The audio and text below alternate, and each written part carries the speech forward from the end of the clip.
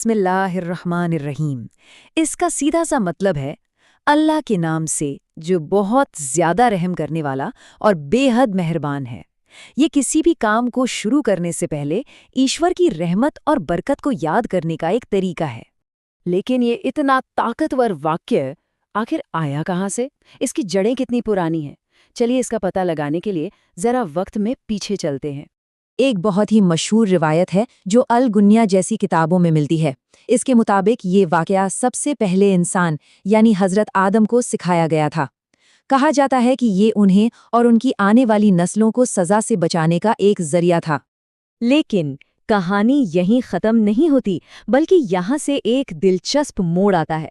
जब भी हम सदियों पुरानी बातों या कहानियों को सुनते हैं तो ये जानना बहुत ज़रूरी हो जाता है कि उनमें सच्चाई कितनी है, और यहीं पर इस्लामी विद्वानों यानी स्कॉलर्स का काम शुरू होता है। तो सवाल ये उठता है कि कोई इतने पुराने दावे को कैसे परख सकता है? क्या इसका कोई तरीका है? जी हाँ, इस्लामी परंपरा में किसी भी पुरानी बात की सच्चाई को जांचने का एक बहुत ही साइंटिफिक और सिस्टमैटिक तरीका मौजूद है। इस तरीके को कहते हैं इस्नाद या नैरेटर्स की चेन। इसका मतलब है हर बात को उसके असली सोर्स तक एक भरोसेमंद लोगों की चेन के जरिए पहुंचाया जाता है। अगर चेन कहीं भी टूटी हुई हो या उसमें कोई कमजोर कड़ी हो तो उस बात को भरोसे के लायक नहीं माना जाता। अब देखिए, दिलचस्प बात यह है कि जब स्कॉलर्स ने हजरत आदम वाली कहानी की जांच की तो हदीसआंसर्स.com के मुताबिक उन्हें इस बात की कोई भरोसेमंद चेन नहीं मिली। इसीलिए उनका कहना है कि जब तक इसकी पुष्टि न हो जाए इसे भरोसेमंद नहीं मानना चाहिए। तो अगर आदम वाली कहानी पक्की नहीं है तो क्या कोई और ठोस सबूत है? जी हाँ, बिल्कुल है। और ये सबूत हमें सीधा एक महान पैगंबर और एक बहुत ही ताकतवर रानी की कहानी में ले जाता है। कुरान में हज़रत सुलेमान और सबा की रानी का एक बड़ा ही दिलचस्प किस्सा आता है। जब हज़रत सुलेमान को पता चला कि रानी और उसकी कौम सूरज की पूजा करते हैं तो उन्होंने एक ख़त भेजा। और जानते हैं वो ख़त किस वाक़े से शुरू हुआ था? बिस्मिल्लाहिर्रहमानिर्रहीम से। उस ख़त में उन्हें एक ईश्वर की इबादत करने का संदेश दिया गया था। और इसका सबूत सीधा कुरान में मिलता है। कुरान के एक चैप्टर सूरे अन-नम्ल की आयत 30 में साफ साफ लिखा है। ये एक ऐसा पुख्ता सबूत है जो बताता है कि बिस्मिल्लाह का इस्तेमाल हजारों साल पहले भी पैगंबर किया करते थे। तो हमने इसका इतिहास तो जान लिया, लेकिन आज के ज़माने में ये इतना अहम क्यों है? आखिर क्यों ये सिर्फ एक पुराना वाक़या नहीं, बल्कि हमारी रोज़मर्रा की ज़िंदगी का एक ज़रूरी हिस्सा बन गया है?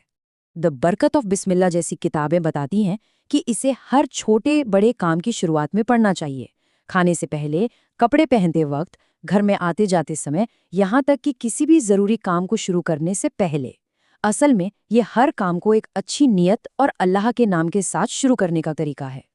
और इसकी ताकत को लेकर तो कुछ हैरान कर देने वाली बातें भी कही जाती हैं, जैसे कि तफसीरे रूह अल बयान में जिक्र है कि अल्लाह के 3000 नाम हैं और उन सभी नामों का निचोड़, उनका सार बिस्मिल्लाह के इन 3 नामों में छुपा है, अल्लाह, रहमान और रहीम।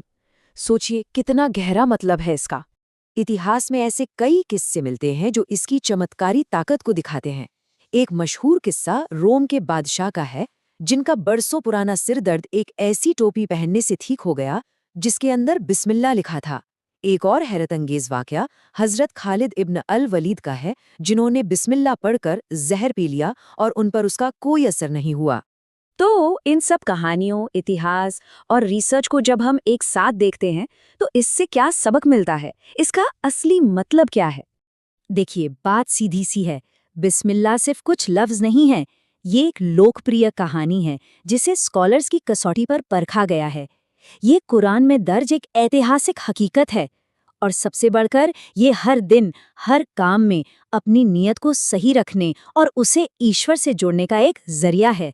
और आखिर में ये हमें एक बहुत बड़े सवाल पर लाके छोड़ देता है। चाहे हमारा विश्वास कुछ भी हो, किसी भी काम को एक मकसद और एक नेक इरादे के साथ शुरू करने का असल में मतलब क्या होता है? ये एक ऐसा सवाल है जिस पर हम सबको सोचना चाहिए।